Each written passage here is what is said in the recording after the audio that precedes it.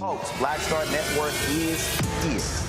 Hold no punches. I'm real revolutionary right now. Support this man, Black Media. He makes sure that our stories are told. Thank you for being the voice of Black America, Roland. Stay black. I love y'all. All momentum we have now, we have to keep this going. The video looks phenomenal. See, there's a difference between Black Star Network and Black-owned media and something like CNN. You can't be Black-owned media and be scared. It's time to be smart. Bring your eyeballs home. You dig?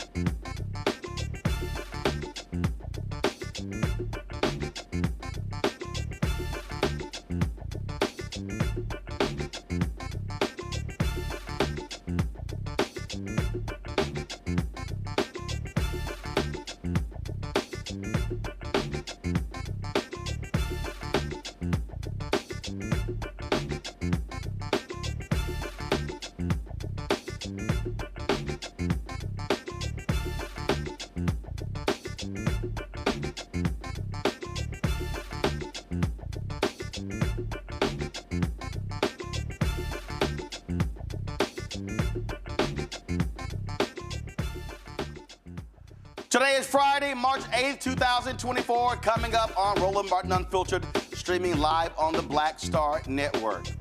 Folks, an Illinois family seeking answers after 6 police officers were placed on leave for killing an unarmed black man in the middle of the night during a reported domestic violence call. The family of Isaac Goodlow says he was in bed asleep when the cops entered his home unannounced and shot him within seconds. We'll talk to the family attorney. Tennessee House Republicans, folks, stunningly undo the work of the family of Tyre Nichols in the Memphis City Council. And the lead Republican behind it literally lies to Tyre's parents about this. We will be joined by him and the attorney, Ben Crump. Y'all, this is an unbelievable story, and it goes to show you how shameful Republicans are in Tennessee. Republicans not too happy about Biden's State of the Union. They still are ticked off. Ooh, we're going to talk with Congresswoman Jasmine Crockett, but y'all, we also going to play for y'all the Republican response. It literally was a horror show. House Minority Leader Hakeem Jeffries goes off on Republicans, especially Marjorie Taylor Greene, for their behavior during President Biden's speech. Plus, y'all, other news of the day. Man, it is time to bring the funk on Roland Martin Unfiltered on the Black Star Network. Let's go. He's got it. Whatever the miss, he's on it. Whatever it is, he's got the scoop, the fact, the find. And when it breaks, he's right on time and it's rolling.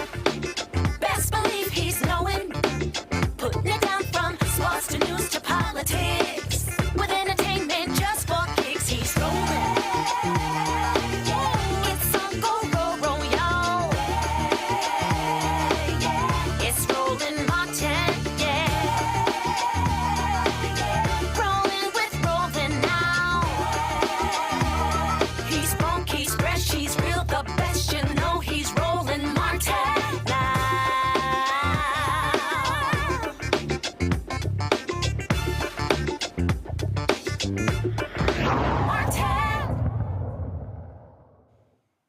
An Illinois family demanding answers to know why the names of the 6 police officers involved in the fatal shooting of 30-year-old Isaac Goodlow III have not been released. Goodlow was in bed when these officers entered the home and within seconds shot and killed him. Reports say the officers were responding to a reported domestic violence incident. Goodlow's family says the officers did not announce themselves before entering Isaac's apartment in the early morning hours of February 3rd. The video, folks, we're about to show you is extremely disturbing, and so we want to give you a few seconds to turn away or leave the room if necessary.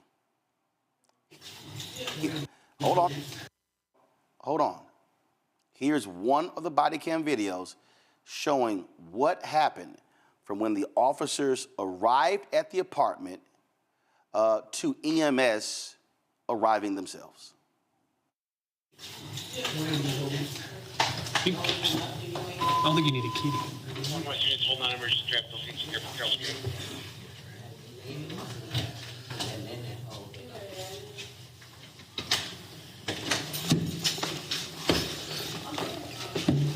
Police. Carroll Street Police.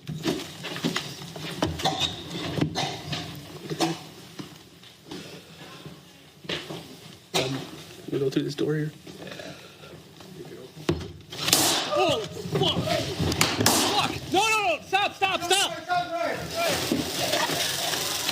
Hey, he's right here. No, he's right here. Hey, show me your hands. Show me your hands. Show me your hands, man. Fuck.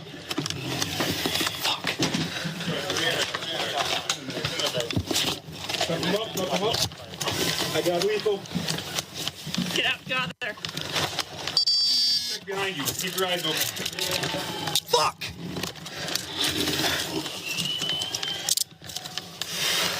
You got that? Can you see back there? All right. Hit the light.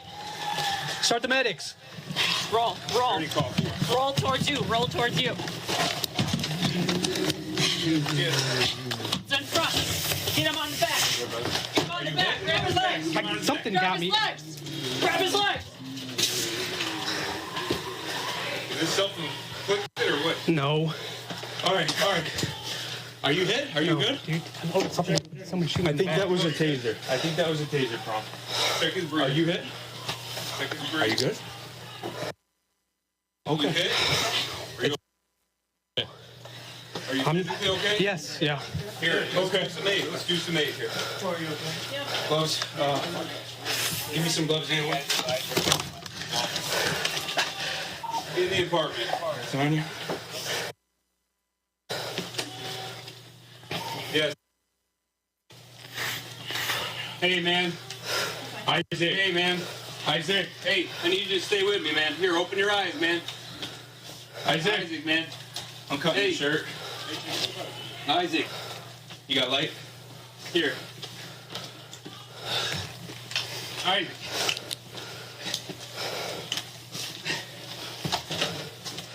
CPR started. Isaac, man. Open your eyes. The 6 officers were placed on administrative leave. Joining us from Chicago is the Goodlow family attorney, Andrew Stroff. Andrew, glad to have you here.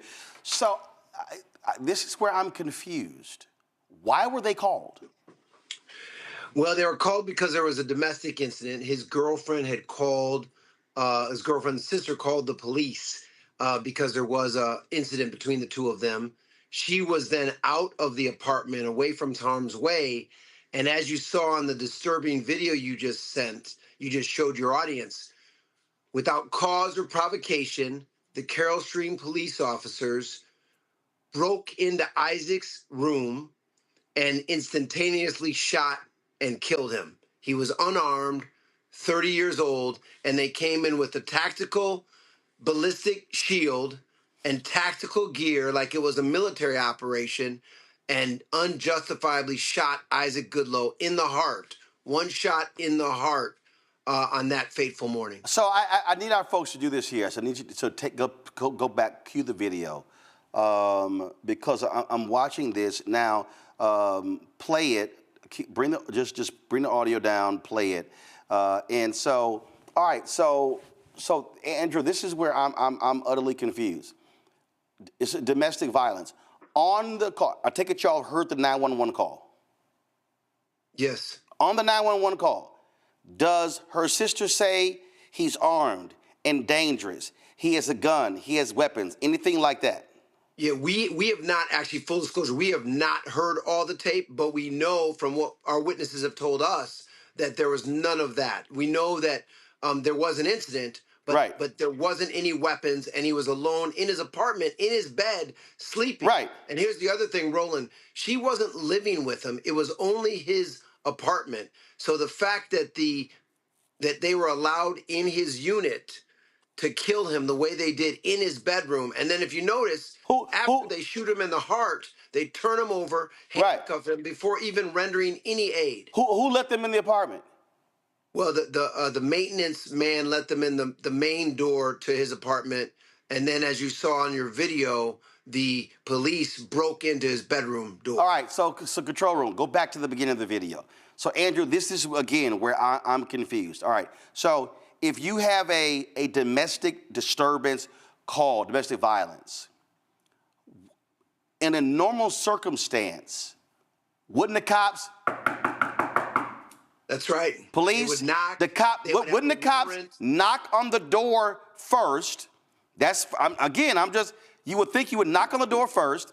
If you arrive on the scene, second, if I'm not hearing anything, if I'm not hearing any screams or whatever, okay, so now I'm now on the scene trying to ascertain what's going on. Now, folks, do me a favor, bring the audio up, then press play. Bring the audio up, then press play. All right? So I want to hear this. I don't think you need a key. Units hold non-emergency traffic location here for Carroll Street.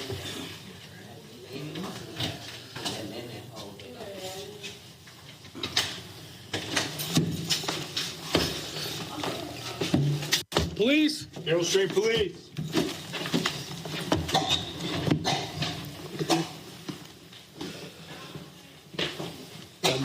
We go through this door here. Oh, fuck! Fuck! No! Stop! All right, stop it right there. Okay, so now, I'm not a police officer, but I would think if cops are entering, Carroll Stream Police, if anyone is here, what I heard was, Carroll Stream Police, like they were in a normal conversation. Then they're going room to room, and so clearly one of those officers goes into a room and immediately shoots. I don't see in that video where Goodlow makes a move for a gun or whatever. I don't hear someone entering, hey, Carroll Stream Police, hold your hands up. It's literally shot. They didn't announce themselves. They didn't have consent. They didn't have a warrant. And like you said, they tiptoed in there, and there's a black man, a 30-year-old black man in his bed, and he shoots instantaneously. So they're placed on leave. This took place last month. February 3rd. We still don't know the officers' names, Roland. We do not know the officers' names to this date. What does the chief say? What does the city, what does the mayor say? They keep saying they're sorry. We filed a federal civil rights lawsuit 2 weeks ago, and we're demanding answers. But the fact that to this day, over a month later, this mama, Bonnie Pegram, his sisters and brothers, he has 8 siblings, no one knows what the officers' names are. No one knows why the officers came in with a ballistic shield and shot within less than a second. I mean, and he was, again, alone in his apartment, unarmed. There was no threat to his girlfriend. And it's another tragedy of a black man being killed by the police in Carroll Stream, just an hour outside of Chicago.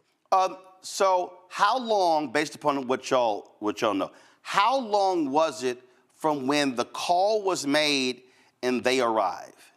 Well, the call was made, and then the officers, from what we know, there was about 54 minutes while they were outside or in the apartment complex. And we know that the girlfriend was away from the scene and safe. And then for some reason, they decided, instead of just doing nothing or relaxing or not breaking into his apartment, for some reason they decided to go in there. Well, wait, hold up. Now I'm confused. I'm sorry. When the officers are in the parking lot, do they know in the parking lot that she's safe? Yes, sir. Yes. So wait. So it's not like, hey, a man is barricaded in his apartment with a gun, threatening to kill himself, whatever. They're in the parking lot. They know that she's safe, and then all of a sudden, they wait an hour to barge in like a military assault? 100%. So no exigent circumstances. Think of Roland, Breonna Taylor.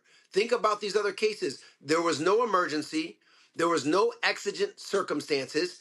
The cops broke into his apartment with a ballistic shield, shot him in the heart, killed him, and then shot him with a taser, tried to shoot him with a taser afterwards, and then flip him on his face and handcuff him instead of rendering aid. And you got a 30-year-old black man who loved his family, and his family loves him, who is tragically gone. So we filed a federal civil rights lawsuit almost 2 weeks ago, and we're demanding answers. The chief has said he's sorry. The mayor has said he's sorry. But that's not enough. This black family deserves answers, and we're going to get those answers.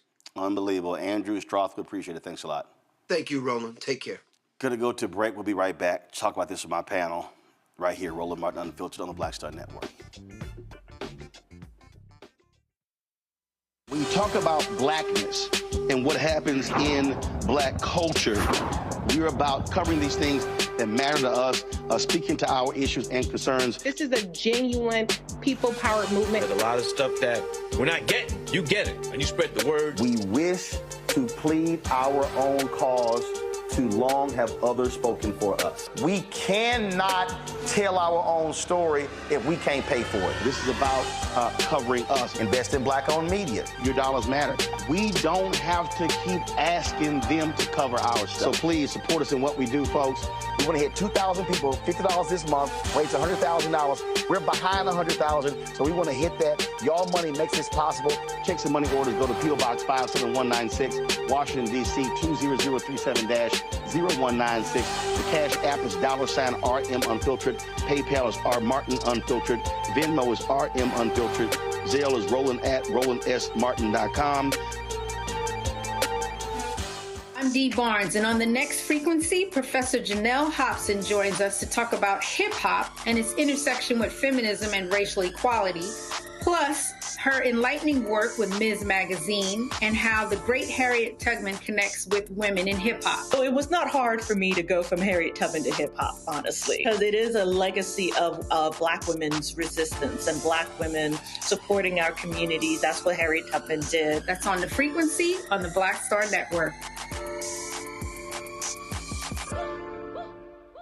It's John Murray, the executive producer of the new Sherry Shepherd Talk Show. This is your boy, Earthquake. And you're tuned in to Roland Martin Unfiltered.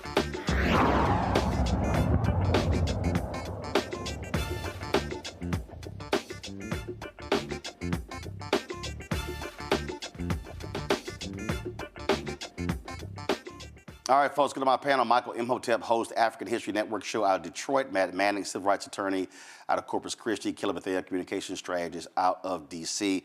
Matt, I hate having to do these stories, play these videos, but the bottom line is, guess what? MSNBC, CNN, Fox News, ABC, NBC, CBS, the other people, they ain't gonna do it. And these families get no attention, and so we have to do this. And you saw the video. What the hell? Yeah, there's no defense for this. And Roland, you asked the perfect question. The question I was going to ask the attorney was how much time was there between the call and when they arrived? And the reason that's so important is what I anticipated the police would argue here is that they were in what's called hot pursuit. And in hot pursuit, that's a circumstance where a police officer can sometimes make entry or otherwise do something without a warrant if they're investigating a case. For instance, if somebody's fleeing a scene or if they have reason to believe, just like your question, that the woman with whom he was allegedly involved in this incident was still on scene and potentially in danger. But 54 minutes later is crazy to me. I mean, I don't see how they can substantiate that they had any right to enter his unit at that point, especially because a great number of cases are what we call non-arrest cases, where people get arrested or rather charged and they're not arrested at the time. So if the police didn't have reason to believe she was in that unit and in danger or anybody else was, I don't see why they take the risk of ever entering this unit now. If there's some piece of evidence I don't know of, like a warrant or something else, well, number one, I assume Attorney Stroud would have told us that. Yep. And number two, that's the first thing the police would be waving everywhere, saying, hey, we had a warrant or there was some reason we could enter. But outside of that, I mean, I don't understand why they would take this risk. And beyond that, in what I read, the allegation is that he allegedly threw something at him, but I don't see that on the video, number one. And number two, I don't see how any police officer with basic training would think that that is something that justifies the use of force, let alone deadly force, especially because we haven't heard that narrative. We haven't heard the narrative that they perceived him to have a deadly weapon. So all that being said, I don't see this being defensible at all. I mean, it's still going to be difficult because it's a civil rights case, but the fact that he's asleep and the body cam show he was not menacing anyone or posing any kind of threat, I don't see how Carroll Stream police defend this or get qualified immunity from the courts on this. What is crazy to me, Kelly, again, watching that video, but listening to the video, they walk in and go, Carroll Stream police. Like it's just a normal conversation. Okay, it's a dark apartment. And then when they go into the room, they literally walk straight in, boom. I mean, no cops, they just automatically fire at a clump under a blanket. Yeah, so when I looked at the video, which again, like you said, is incredibly disturbing. I too hate watching these videos, but they are necessary. I was paying attention more so to what I didn't hear. I didn't hear a pause between the time they knocked on the door, if they knocked on the door, and the time they busted down the door to get into the apartment. Once they were in the apartment, I didn't hear any signs of a struggle, such as something that would happen in a domestic dispute. When they were walking through the apartment, I didn't hear anything that would indicate that there is trouble afoot, that there is something emergent that is in need of attention. So for me, to Matt's point, I find it incredibly difficult how they can even call for exigent circumstances, how they can get around these warrant exemptions, or warrant exemptions, or have any type of excuse for this kind of behavior other than I just felt like going into a black man's house and shooting one. Because that's all I see in this video. I don't see any cause for them to be in there, especially when the threat had been removed almost an hour before they got to the door. I mean, you know, you had the case out of Minneapolis, Michael, where they were executed, where they had a no-knock warrant, and the young man was shot and killed. And at 4 o'clock in the morning, he's reaching for his gun. There is no way, there is absolutely no way that these officers should not be convicted for what we saw. Yeah, I think so. But as the article from CBSNews.com states, the family of Isaac Goodlow, unfortunately, has not seen the full video. So I don't know what else is on the full video, but in what we just saw here, what you just showed here on Roland Martin Unfiltered, I'm still trying to figure out, and part of our view was covered by the ballistic shield. I'm still trying to figure out what was the threat that caused the officer to fire the shot into Isaac Goodlow, who was sleeping. I'm still trying to figure out what was the threat. And then it's also, on top of that, that's disturbing enough, but on top of that, he shot, and then according to the attorney, he was tased before they rendered first aid to him, okay? Which is something else that's very troubling. And, you know, regardless of what the call is that an officer receives, an officer still has to assess the situation, assess the threat level when they arrive there. Because sometimes what the dispatcher was told is not what you actually find when you get there. So this is crazy right here. And I want to hear from the police chief. What did the officers say when they gave their statements, when they gave their written statements? What did they say the threat was that caused them to use lethal force? It's unbelievable to me. I understand the PTSD and the trauma black folks deal with when having to see these videos. But I'm going to say this again, and we hear it from the families, and I need everybody who's watching and listening to understand. We're not, this sort of, I go back to when I was at TV One, and the president of the network, he was white guy. He was bothered that basically almost every day we were leading one of these stories. And he was like, well, why is this always the case? And I went, well, Brad, because black people keep getting shot and killed. And he sort of wanted me to do an explainer each day to explain to our audience why we were doing these stories. And I literally said, Brad, you're white. You need the explainer. My black audience doesn't need me to explain to them why we do these stories. And the problem, again, that I have is, unless a story blows up nationally, mainstream media doesn't care. They don't care. We're going to talk about what happened in Nashville, with the Republicans over the Tyre Nichols bill. You aren't seeing national media talk about what happened there, because for them, Tyre Nichols' story is no longer a major story. And so if these families don't have a place for their attorneys to come on, for them to come on, for us to highlight these stories, they don't get told. And so that's why we show the videos. That's why we provide an opportunity for folks to be able to do this, because otherwise these departments will simply get away with this and it'll be swept under the rug and everybody goes back to their jobs and this family is left with a dead son, cousin, uncle, nephew. That's just the reality. All right, folks, going to a break. We come back. Last night, State of the Union, President Joe Biden brought the heat to Republicans. They're a little salty today, plus they mad because the job numbers came out and the economy is doing well. And then they really mad because one of the Stepford wives in their party gave one of the most horrible responses in American history.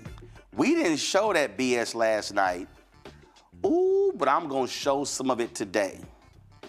Y'all need to get ready to laugh. But coming up next, Congresswoman Jasmine Crockett joins us right here on Roland Martin Unfiltered on the Black Star Network. Don't forget to support us in what we do. Join our Bring the Funk fan club. Your dollars are critically important for us to do the work that we do. I can't overstate that. When you send, and again, we ask for our fans to give on average $50 each, which is $4.19 a month, 13 cents a day, and we appreciate every single dollar. If you can't give that, you can give less. We totally understand. We appreciate that. If you can give more, we appreciate that. But I'm telling y'all, the work that we do, nobody else in black-owned media is doing. Nobody. Not Essence, not Blavity, not Black Enterprise, not Ebony, not The Griot, not Revolt, not TV One, not any of these folks. We are doing what nobody else is doing, and that is 2 daily 2-hour shows, 5 1-hour weekly shows. And we would love to add more shows. I would love to have more shows on the network. Because I got 4 or 5 ideas we can launch if we had the resources. And so please support us in what we do. Send your check and money order to P.O. Box 57196, Washington, D.C. 20037-0196. Cash App, $RM Unfiltered. PayPal, R Martin Unfiltered. Venmo is RM Unfiltered. Zelle, Roland at RolandSMartin.com, Roland at RolandMartinUnfiltered.com. We'll be right back. Next on the Black Table with me, Greg Carr. Democracy in the United States is under siege. On this list of bad actors, it's easy to point out the Donald Trumps, the Marjorie Taylor Greens, or even the United States Supreme Court as the primary villains. But as David Pepper, author, scholar, and former politician himself says, there's another factor that trumps them all and resides much closer to many of our homes. His book is Laboratories of Autocracy, a wake-up call from behind the lines.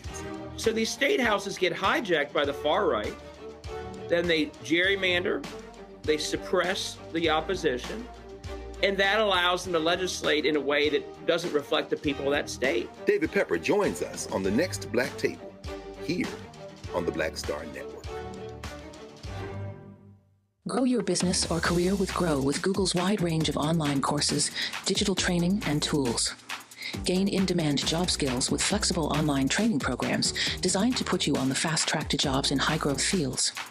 No experience is necessary. Learn at your own pace. Complete the online certificate program on your own terms. Stand out to employers, get on a path to in-demand jobs, and connect with top employers who are currently hiring. Take one professional career certificate program or all 6. Earn a Google Career Certificate to prepare for a job in a high-growth field like data analytics, project management, UX design, cybersecurity, and more. All professional career certificate programs must be completed by December 31st, 2024. Scan the QR code to complete the application. There are 1,000 scholarships available. Grow with Google and J. Hood and Associates. Be job ready and qualify for in-demand jobs. What's good, y'all? This is Doug E. Fresh, and you're watching my brother Roland Martin Unfiltered as we go a little something like this. Hit it. It's real.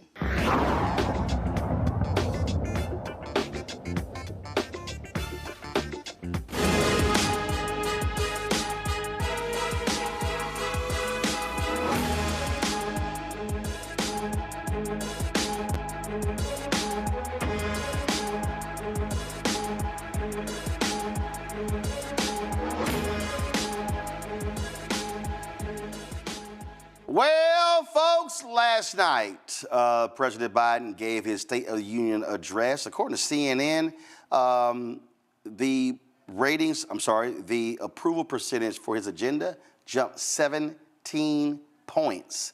Today, Republicans are just beside themselves. I have looked at some of the tweets, and man, they are mad and upset and just ticked off about getting called out, him calling out the Supreme Court.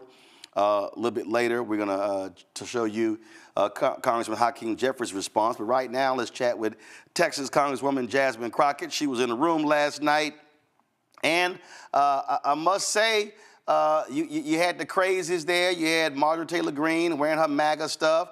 You had expelled former Congressman George Santos walking around, taking up space in the room. You had Republicans, they wouldn't stand up when it came to trying to end cancer. They wouldn't stand up on all kind of different stuff. And so it was definitely interesting. What was it like being in the room? It's so funny because I was talking to Whip Clark this morning, and she said, I need to sit in front of you for every State of the Union address, because I was back there talking about something, yep, and I was saying things like that part, right? As it relates to the president. Listen, we were fired up on our side, and I think that the American people are seeing everything that they need to see of the Republican Party. The fact that you're not standing up for education of our babies, the fact that you're not standing up against Russia, the fact that you're not standing up for ending cancer. These are things that have nothing to do with party affiliation, but have everything to do with humanity. And the fact that they can't side with humanity tells you everything that you need to know about them. I get that the Democrats may not be the perfect party.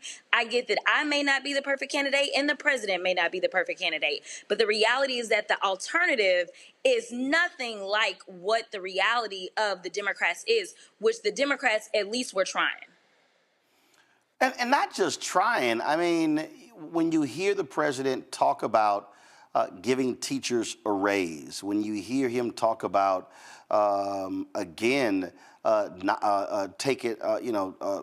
Putin in his place, and you see folks sit over there, sit on their hands.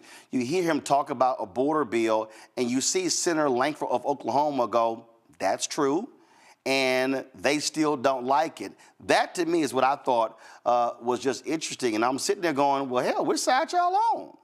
Yeah, no, you're absolutely right. You know, I will be perfectly honest with you and tell you that I don't know where I would be on a vote for the border bill. I'm going to be perfectly honest. As a progressive, not really sure where I would stand on that bill, because it really is a very conservative bill. And as far as I'm concerned, Trump saved us from having to deal with this. It's just a matter of, hey, this is Trump's fault.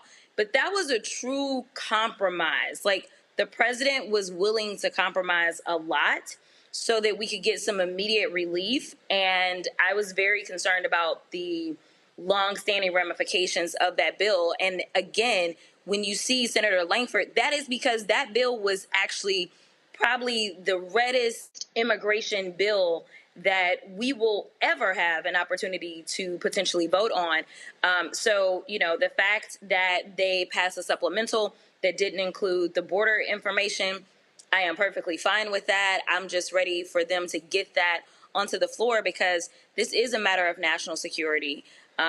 You know, I know that most people aren't necessarily paying attention to foreign relations and what's going on all around the world, but we can't wake up one day and end up and say, well, how did we get here? How did we end up being attacked? How did we end up having to send our mothers, our brothers, our sisters, our uncles, our husbands overseas? Like, what happened? And it would be because of the failures of the House Republicans, maybe just so that they can campaign on it. But I just don't think that we should ever use something like national security as a pawn in political games. So the president, he was throwing some shade last night. Today, right at the Supreme Court. Oh yeah, I love the at Supreme Court. Well, today he was on the road, and he was still feeling a little feisty. Listen to this. If you're tired, you probably watched my address last night.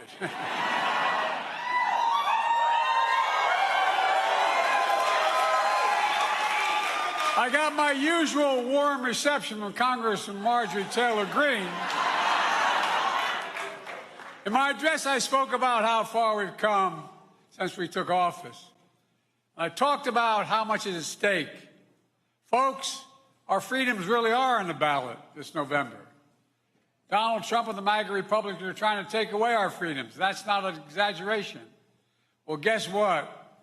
We will not let him. We will not let him. Of course, he made the comment about Marjorie Taylor Greene and your leader, Congressman Hakeem Jeffries, the Democratic Minority Leader. He was a little fired up in his news conference today about Taylor Greene and other Republicans.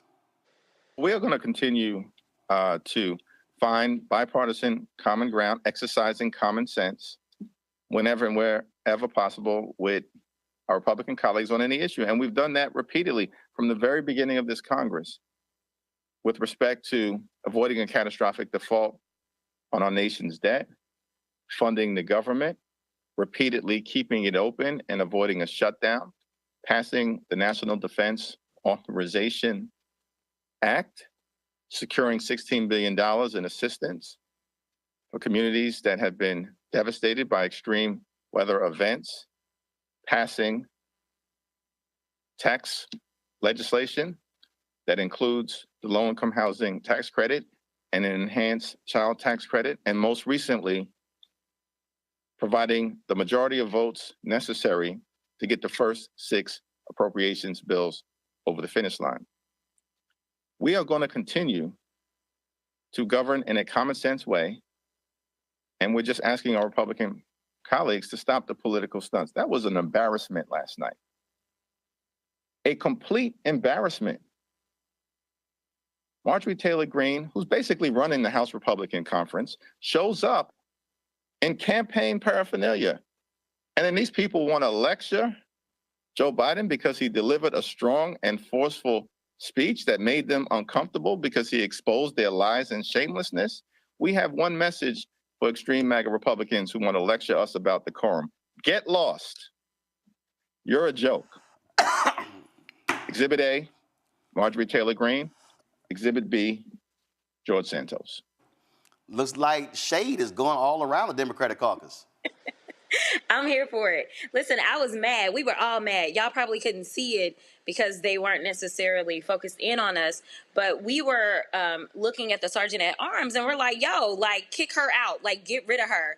And the former person that had that role was a black woman. And we were like, if Miss Joyce was here, Miss Joyce would have made sure that the Capitol Police, when it rounded her up, like Miss Joyce did not play. And so for people that don't know, we are not allowed per our rules to wear any hats, whether you're wearing a cowboy hat or definitely no baseball caps. Like, you are not allowed to do that. And the rules also no campaign stuff. Correct. So I was going there too. So the thing is this. She was a double whammy, right? And the fact that she just sat there and she basically told him, well, you can find me, like, whatever. I'm not leaving. I'm not taking it off. And it was absolutely ridiculous. But this is who she is. She has never felt as if the rules apply to her. And again, when we start talking about what privilege looks like, it looks like this trailer trash chick from Georgia who somehow is a member of Congress, but baby, she has not left the trailer trash in Georgia. She brings it to the floor every single day, and she does not care about the rules. And for some reason, she still has a hold on this Republican Party. These people who supposedly are real politicians are following behind this fool. And that is exactly the case. And so, look, you got Speaker Mike Johnson sitting back there just, making all these frowns and everything like that. I mean, frankly, he looks like a toad, trying to sit here and lead the crazies. And if we actually look at the results, they don't get anything done. They don't pass bills, and they depend upon Democrats to get stuff done.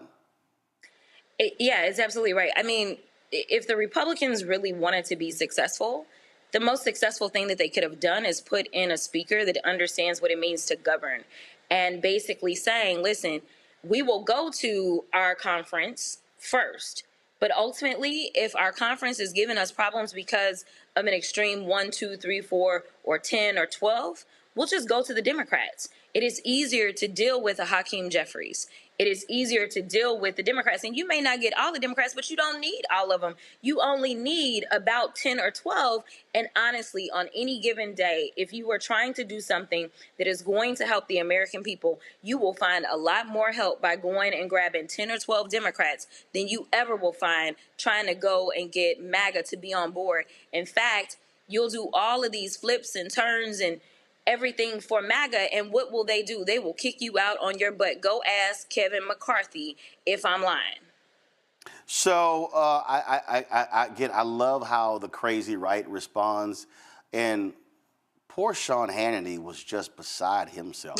Listen to this.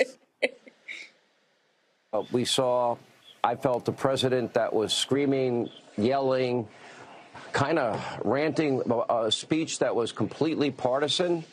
Maybe for reasons that Joe, I guess maybe just known to himself, but I thought it was beyond bizarre at times and frankly a little frightening because it's so different than the everyday Joe that we see and hear from. What was your reaction to such a dramatic difference?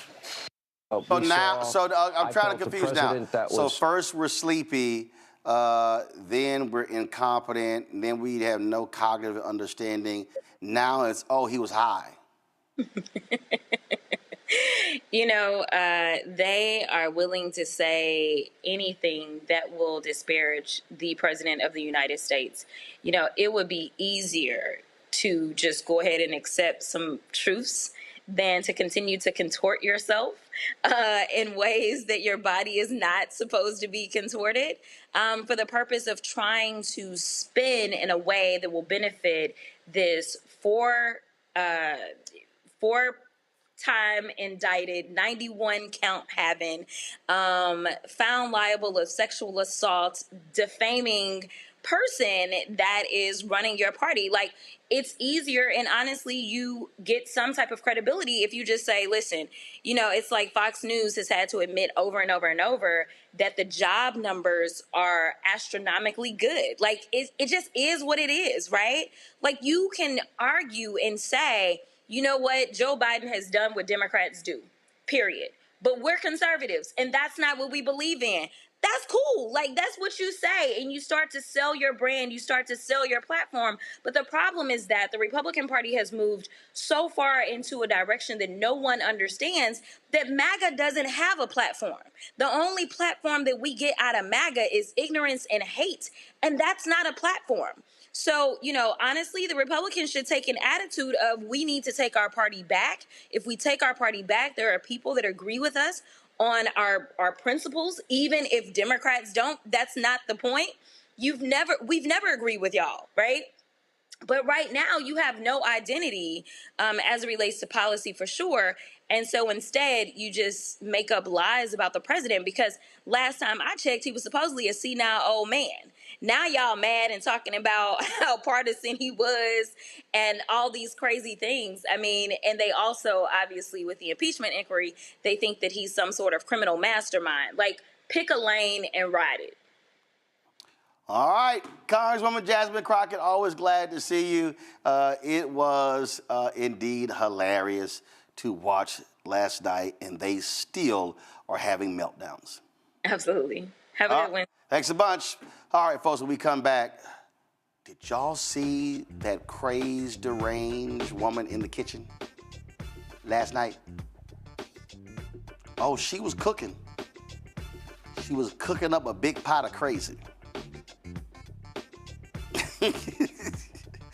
Y'all ought to see Matt over there laughing, y'all.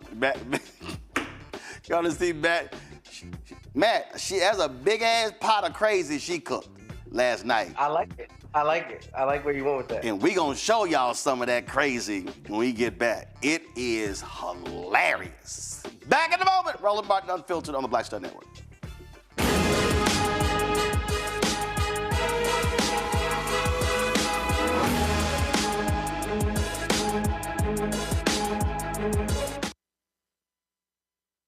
On the next, A Balanced Life with me, Dr. Jackie. Just who do you think you are? And maybe more importantly, who is it that you think you're trying to please? The answer to that second question is really wrapped up in the first. Think about that. Being the true, authentic you, no matter the circumstance. But we learn the art of forgiveness, not only of forgiving one another, but forgiving ourselves. And we also learn how to love ourselves so that we can love each other. That's next on A Balanced Life, here on Black Star Network. On the next Get Wealthy with me, Deborah Owens, America's Wealth Coach, I'm sure you've heard that saying that the only thing guaranteed is death and taxes. The truth is that the wealthy get wealthier by understanding tax strategy. And that's exactly the conversation that we're going to have on the next Get Wealthy, where you're going to learn wealth hacks that help you turn your wages into wealth. Taxes is one of the largest expenses you ever have. You really got to know how to manage that thing and get that under control so that you can build wealth. That's right here on Get Wealthy, only on Black Star Network.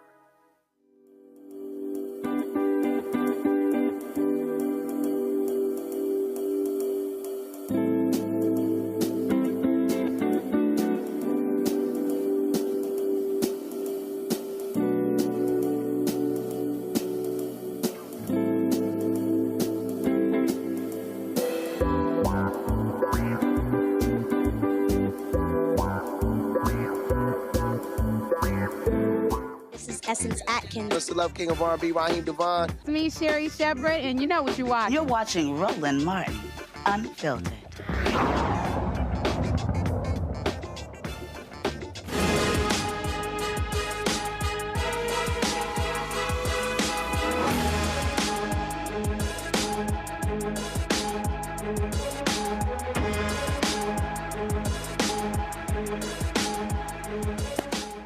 Okay, the response to the State of the Union is really a complete waste of time. It's a joke. I mean, we can think back to Bobby Jindal, who was awful. We can think back to, do y'all remember this here?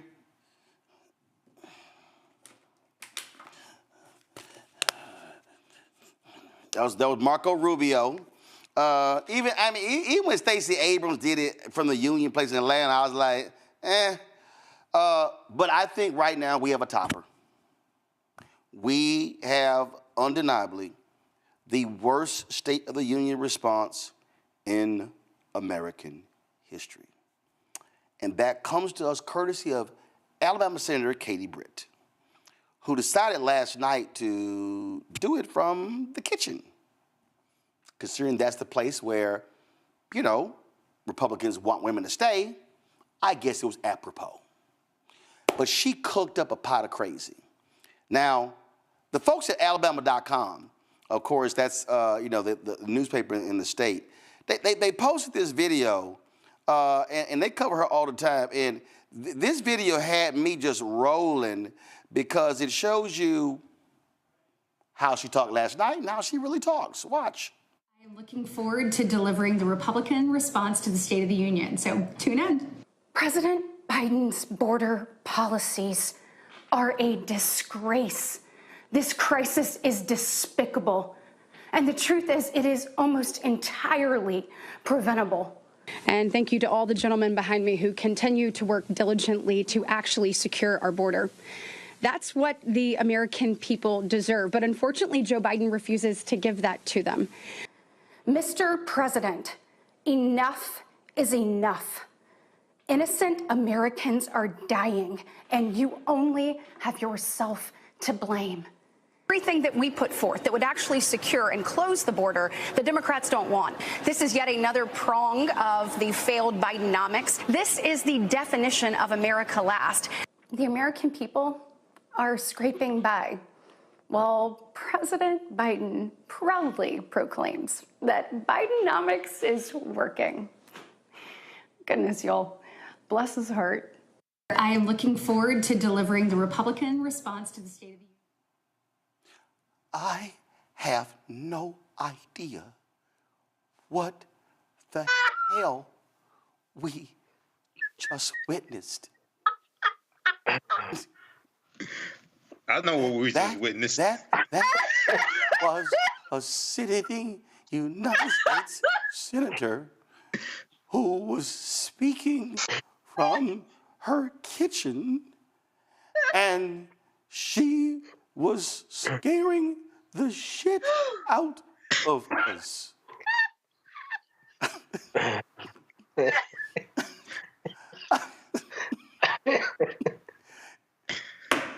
Yeah.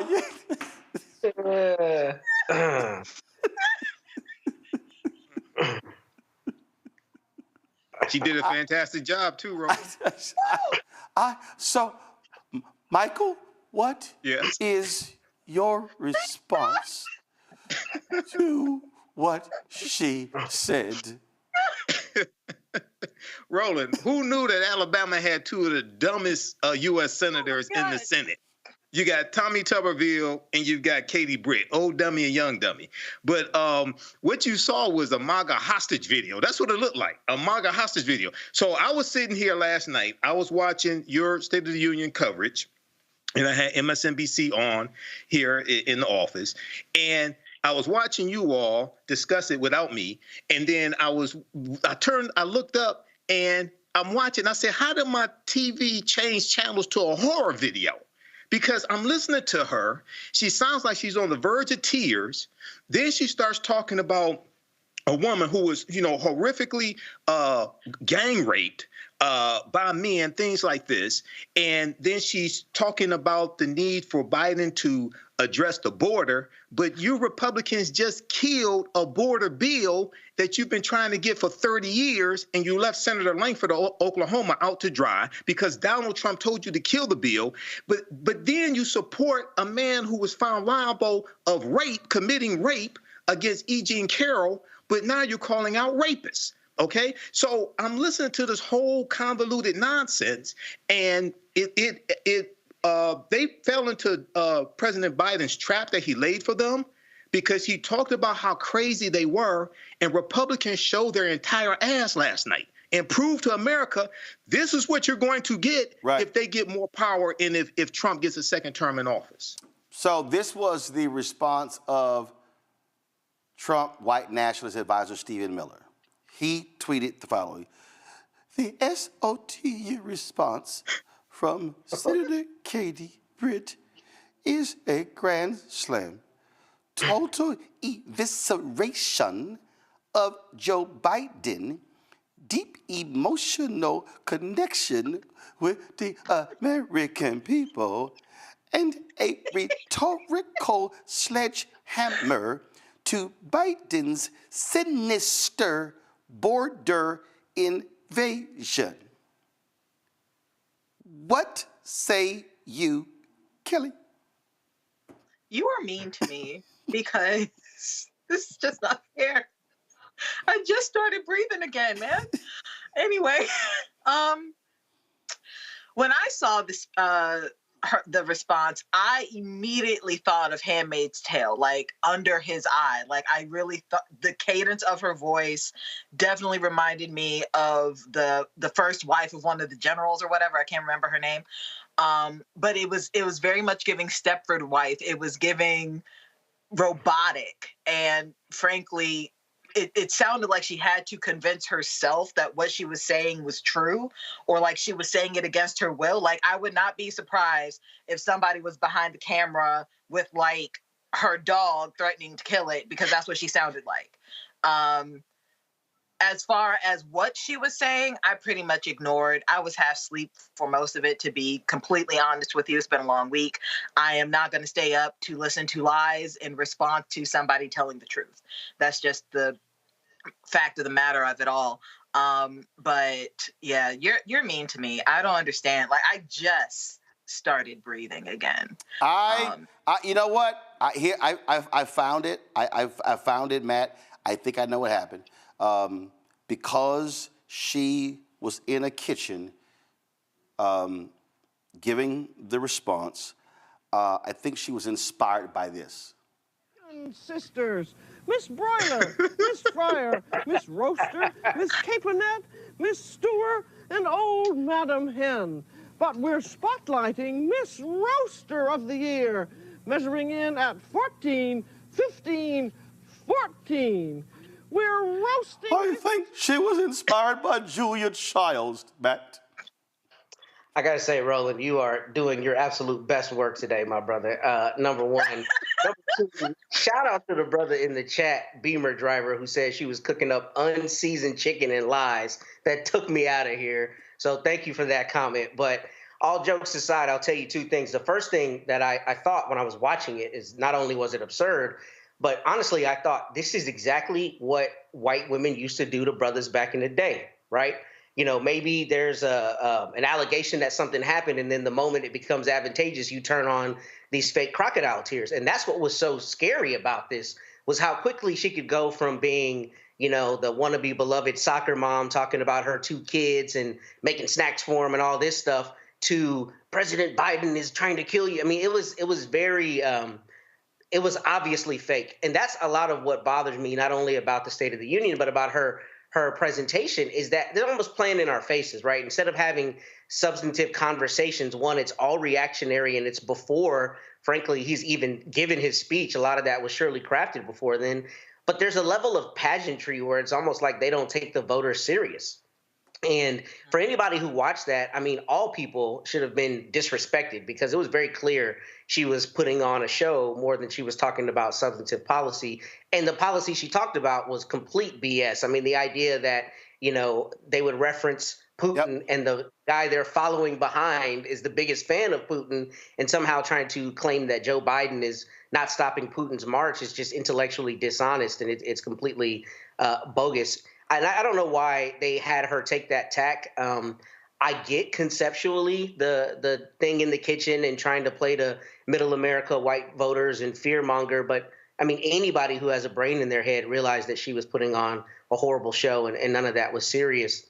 Man. And I wanted to tell you that I loved Jonathan Capehart's response, because I watched it on PBS, and they went to him and he couldn't control it. I mean, he was just like, are you serious? We just watched this garbage? And I think a lot of people felt that way. I mean, it really was the prime example of white woman's tears being weaponized. It absolutely was a joke. All right, folks, got to go to break. We come back. What I'm about to talk about next is not a joke.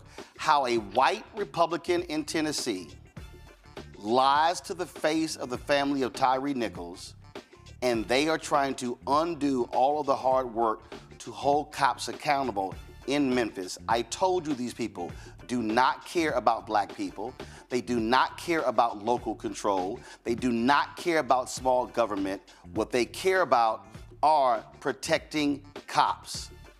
That is next on Roland Martin Unfiltered on the Black Star Network.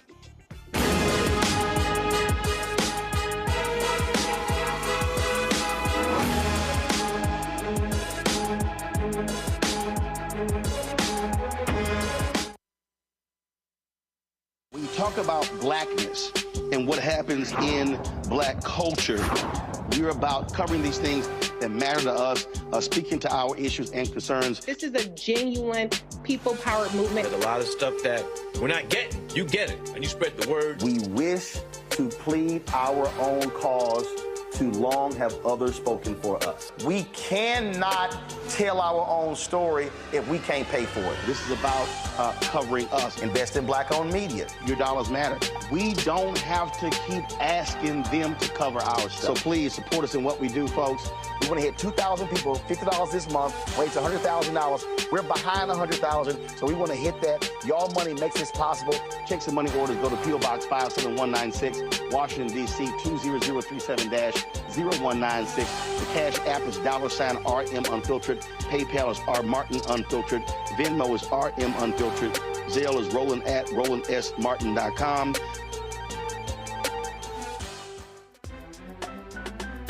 I'm Faraji Muhammad, live from LA. And this is The Culture. The Culture is a two-way conversation. You and me. We talk about the stories, politics, the good, the bad, and the downright ugly. So join our community every day at 3 p.m. Eastern and let your voice be heard. Hey, we're all in this together. So let's talk about it and see what kind of trouble we can get into. It's The Culture, weekdays at 3, only on the Black Star Network. What's up, y'all? This is Wendell Haskins, a.k.a. Win Hogan at the original T-Golf Classic. And you know I watch Roland Martin Unfiltered.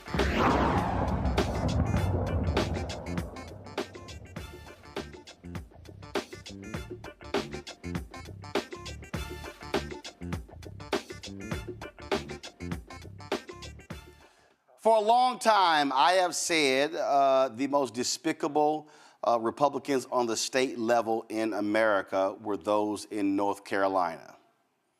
Not any longer. They are absolutely replaced by Republicans in Tennessee. We have seen how spineless these cowards are.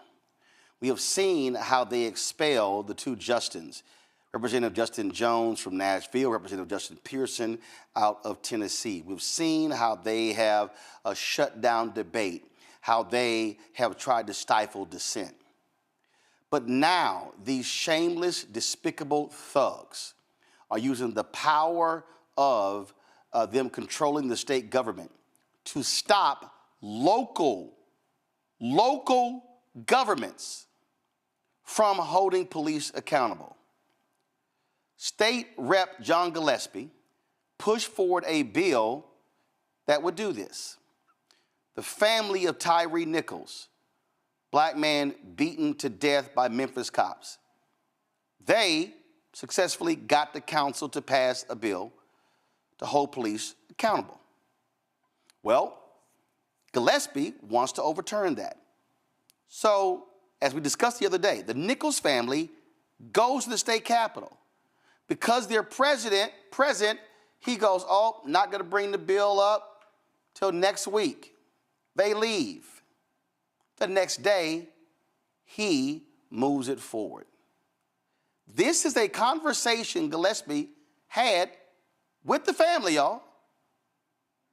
With the family. It was a conversation he had with them. You guys showed it earlier, put it up.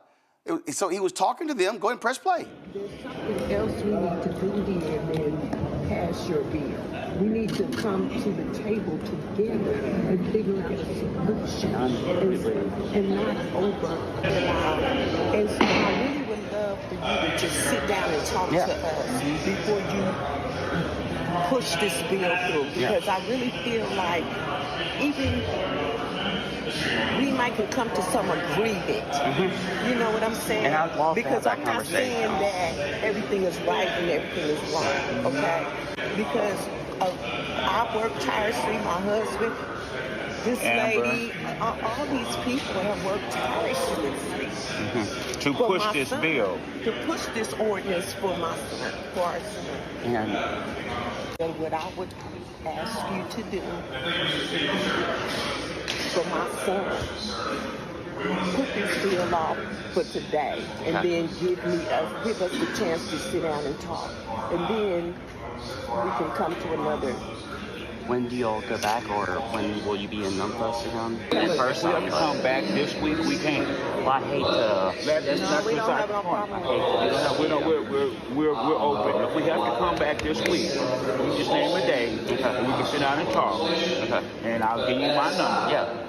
And we can come back and we can have a discussion. Okay. He straight lied to the face of Tyree's mother, Rovon Wells, her husband, Rodney Wells. They join us right now, along with their attorney, Ben Crump. Rovon, you were quite emotional in that video. What is your response to this man just lying in y'all's face? Roland, thank you for having us. Thank you. It was a kick in the face.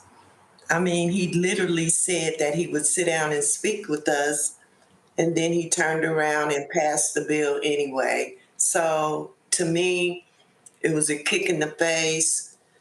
He lied, and he just showed he had no character. Rodney, I say no character, no morals, no values, no ethics, no principles.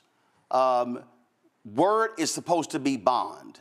That's biblical. Mm-hmm. And what he did and what these Republicans did, they said, the hell with y'all, the hell with your son, the hell with the work with the Memphis City Council. They said, we know what's best to deal with police officers. Forget the people who actually are in charge of that police department. Mm-hmm. That's exactly what he did. Yes, sir. So, as you stated, he lied to our face, and then he called me and lied to me, to my face, on the phone, saying that he was going to push it off until next Thursday. So we was all set to go back Wednesday to be in session on Thursday. And so we said, okay. He called me, said that he was going on vacation. And when he came off of vacation, he was going to sit down and talk with me and my wife. And then we was going to go over the arrangements that he was trying to propose.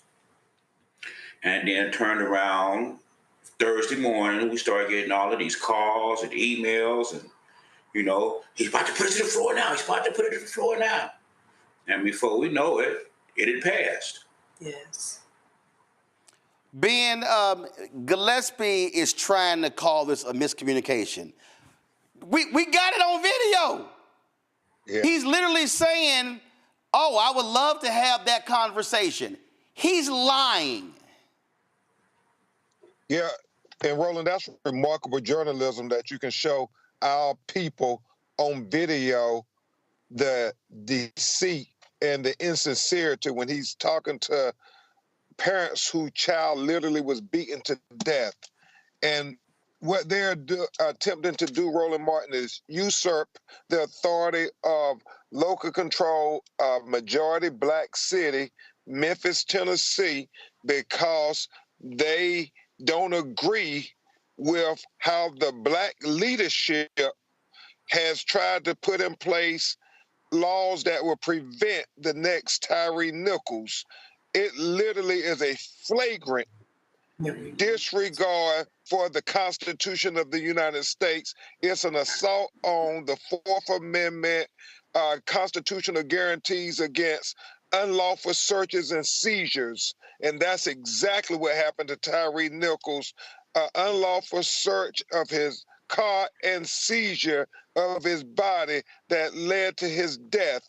And the law was to say we're not going to have pretextual stops anymore for Memphis Police Department. They can't racially profile black people.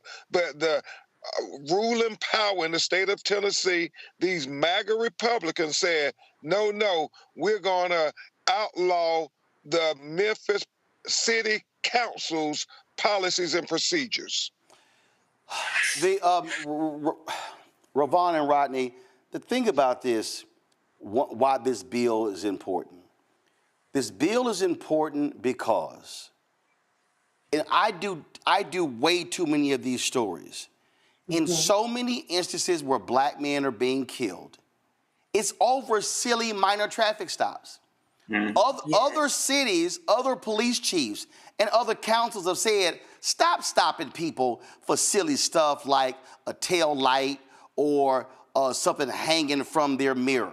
Because we know we've seen those stories. That's what this law is. And so here you have Republicans in the state capitol who are trying to tell the city of Memphis, which is responsible financially for their police department, and when they screw up, Memphis has to pay those lawsuits out, those settlements out. But this is them saying, we know what's best for Memphis. We're going to be in control. We're going to tell y'all what to do.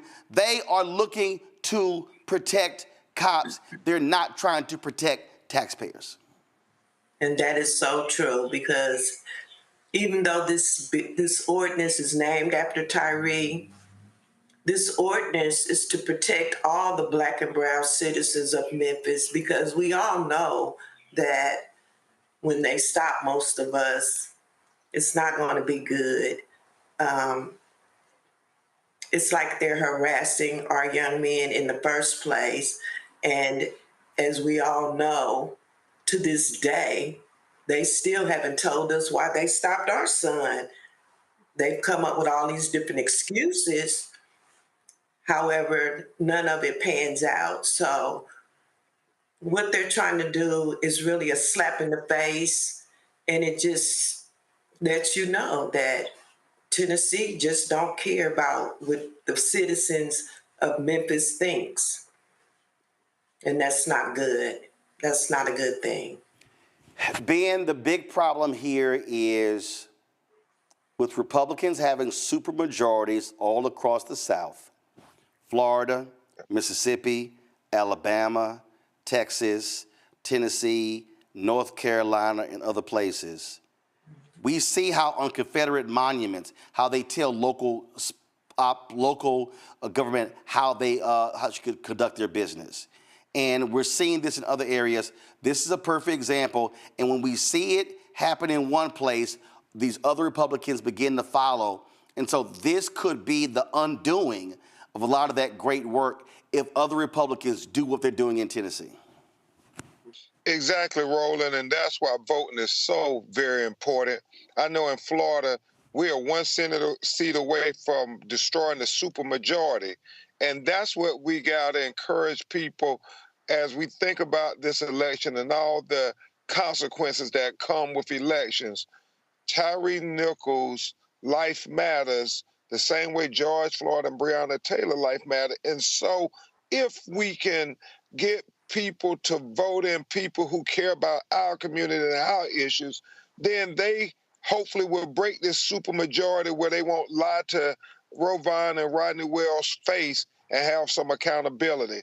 And I know Rovon and Rodney are going to talk to the highest leaders in the land, President Biden, Vice President Harris, who have reached out to us now to talk about policing in America as they continue to try to figure out how we can get some reform in America. Rodney, the House has passed it. The Senate will take it up. Do y'all plan to go back to the state capitol and talk to these senators and try to get them not to support advancing this bill? Yes, sir. Absolutely. Yes, sir. We'll be on the first thing smoking.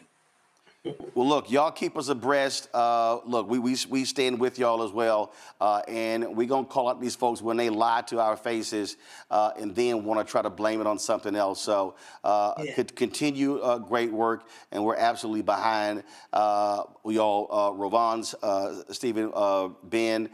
Y'all keep fighting a good fight. Yes, sir. Thank you. We appreciate all the work you're doing. Speaking truth to power, Roland. Appreciate it. Yeah. Thanks a bunch. Y'all take care. Thank you very much. I'm going to go to a break, and we'll talk about this with our panel when we come back. Roland Martin Unfiltered on the Black Star Network. Hatred on the streets, a horrific scene, a white nationalist rally that descended into deadly violence. White people are losing their damn minds. As an angry pro-Trump mob storms the U.S. Capitol, we've seen We're about to see the rise of what I call white minority resistance. We have seen white folks in this country who simply cannot tolerate black folks voting. I think what we're seeing is the inevitable result of violent denial. This is part of American history. Every time that people of color have made progress, whether real or symbolic, there has been what Carol Anderson at Emory University calls white rage as a backlash. This is the rise of the Proud Boys and the Boogaloo Boys. America, there's going to be more of this. Here's all the Proud Boys, guys. This country is getting increasingly racist in its behaviors and its attitudes because of the fear of white people. The fear that they're taking our jobs, they're taking our resources, they're taking our women. This is white fear.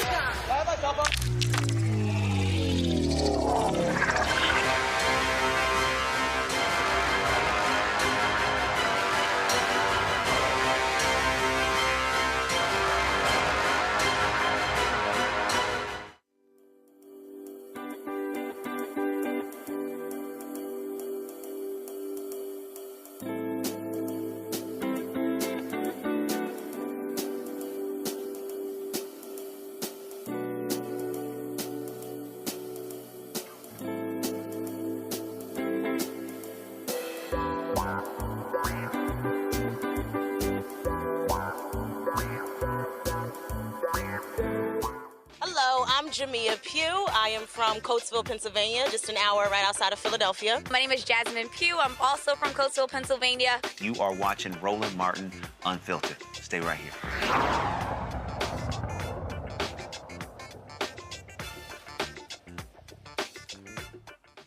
You know, Kelly, the thing I was just saying right there, I mean, this is how they do. They love talking that smack about local control, big government, getting in the way.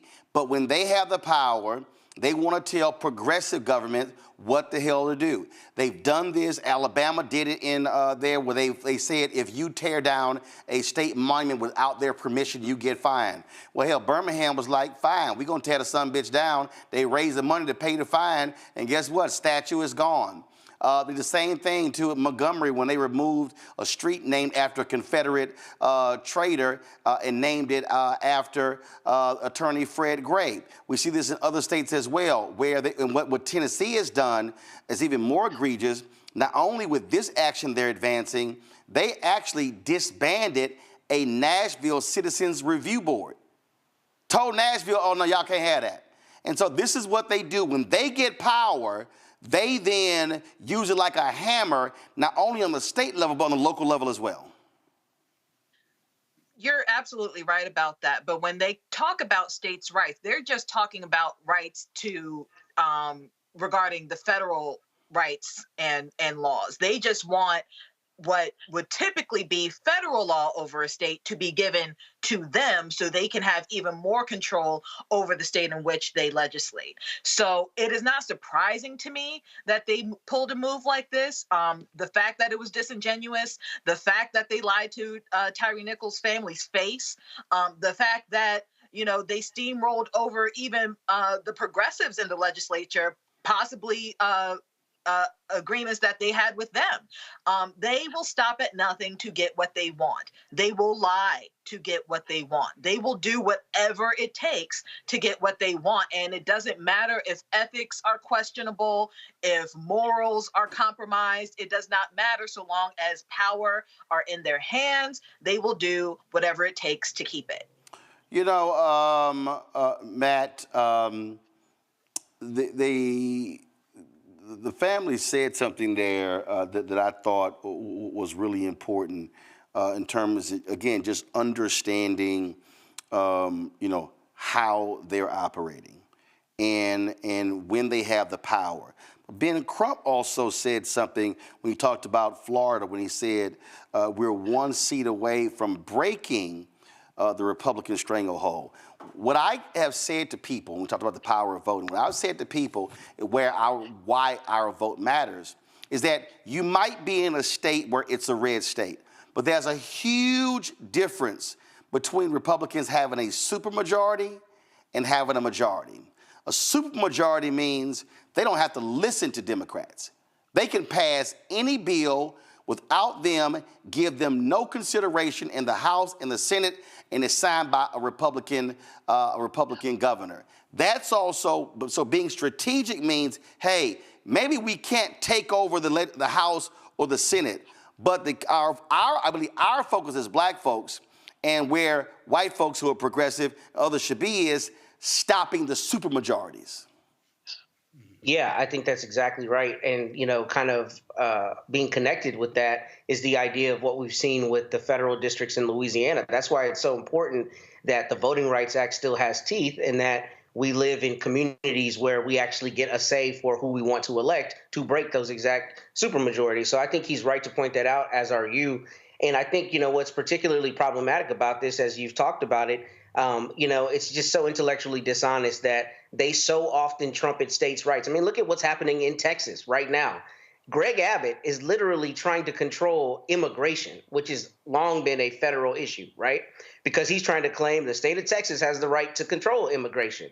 So they're okay with that until it comes to black people, or it comes to people who they believe should not be able to wield that power. And that's why that's so important to break those supermajorities, because if they don't have to work with Democrats at all, then you can have no hope that bills like this, which on the local level, the city of Memphis should be able to control, you know, being passed by the legislature to try to overturn that. And here's the thing that's really important about that. The reason local control is so important is because local, you know, governments are the ones that have generally the greatest immediate effect on your life. So this bill would stop pretext stops in Memphis. And what I read showed that most of those pretext stops, as in most places, don't culminate in felony arrests or convictions. So what you have is you have police officers who are using ticky-tack reasons to pull people over to investigate other things. And the city of Memphis didn't think that was appropriate. If Tennessee and those Republican legislatures are following their own ideology, the city of Memphis has the autonomy to determine what should happen. But of course, you don't get that luxury if you are black. And that's just the reality of what we see legislatures doing around the country. Michael. Yeah, Roland, it appears that Gillespie lied to the family of Tyre Nichols. And also, it wasn't Democrats in the state legislature apparently are criticizing Gillespie as well for bringing the bill to a full vote after the Nichols family said that he assured them that it would be delayed a week. So, and for him to call it a miscommunication, it appears like he doesn't realize he was being recorded. You know, that conversation that you just showed, it appears like he doesn't know he was being recorded, and then to call that a miscommunication. But it shows you can't trust these people. And one of the things that it appears is going on here, you may have a lot of Republicans in the state legislature there in Tennessee who will say, what happened to Tyre Nichols is wrong, just like you have Republicans in the House who said what happened to George Floyd was wrong. But every Republican in the House of Representatives voted against the George Floyd Justice and Policing Act. See, when it came time to do something about what happened to these people, to these brothers, now Republicans are all on the same side, and they don't want to change it because they see police officers as protecting them from us. And that's what this really boils down to. Okay, they see police officers protecting white people from African Americans. So this is why we have to take these people out of power. Yeah, and again, for all the people out here, it's fine. It's easy to be pissed off right now. Mm-hmm. But are you pissed off when it's time to vote? Are you pissed off when it's time to register? Are you pissed off at the ballot box? That is the greatest way to impact a politician, is to vote them out, to campaign against them, to canvass, to go door to door to make sure they do not get reelected. That's where we have to be in this constant battle. Speaking of battle, we come back. A Texas federal judge has ruled that the Minority Business Development Agency, they now must service white people. Did I not tell y'all? We tried to tell you. They were coming after everything. Everything means everything. We'll discuss next on Roland Martin Unfiltered on the Black Star Network. Join our Bring the Fuck fan club. See your check and money order, P.O. Box 57196, Washington, D.C. 20037-0196. Cash App, $RM Unfiltered. PayPal, R Martin Unfiltered. Venmo is RM Unfiltered. Zelle, Roland at RolandSMartin.com. Roland at RolandMartinUnfiltered.com. We'll be right back. For the last 15 or maybe 16 years, 18 years, I'll say, since when I moved to LA, I hadn't had a break. I hadn't had a vacation, probably a week vacation here and there. Right. This year, after I got finished doing Queen Shit and we wrapped it up, because I knew I had 2 TV shows coming on at the same time, I said, I'm going to take a little break. So I've been on break for the first time, and I can afford it now. Praise God. You know what I'm saying? Right. So I can afford it. I'm like, I can sit back and ain't got nothing to worry about, man. But this was the first time in almost in 2 decades that I've actually had time to sit back and smell the roses.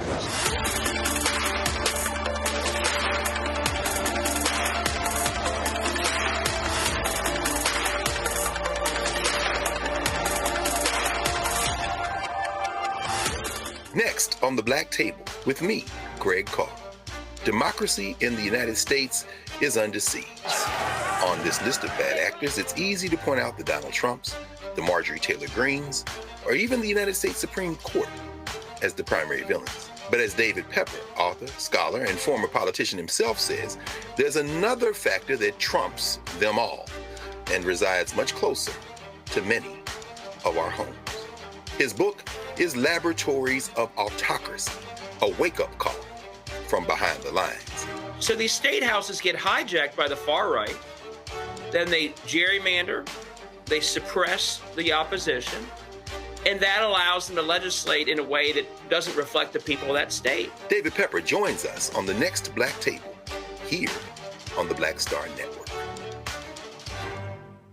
This is Essence Atkins. Mr. Love King of R&B, Raheem Devon. It's me, Sherry Shepherd, and you know what you're watching. You're watching Roland Martin Unfiltered.